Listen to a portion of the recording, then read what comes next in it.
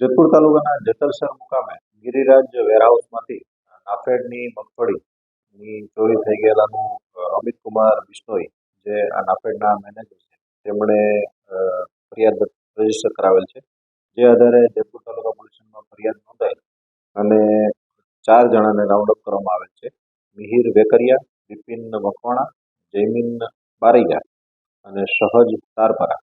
આ 4 જણાની મિલીભગતથી આ 7-8 મહિનાથી આ ગોડાઉનમાંથી થોડા પ્રમાણમાં માલ ઉપાડી અને અન્ય જગ્યાએ વેચાણ કરી અને પોતે રોકડમાં લાભ મેળવેલ છે એવી હકીકત પ્રાઇમરી રીતે બહાર આવે છે.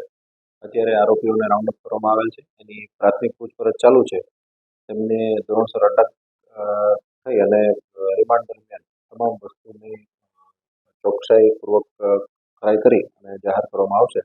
અત્યારે જે નાફેડની જે મગફળી છે તેની 1212 મૂડી ને ચોરી કરી અને 31 લાખ જેવો મુદ્દામાલ છે તેની ચોરી કરી આ લોકો લઈ ગયેલ છે. ચારેય આરોપીઓને રાઉન્ડ અપ કરી અને એની પ્રાથમિક પૂછપરછ ચાલુ છે.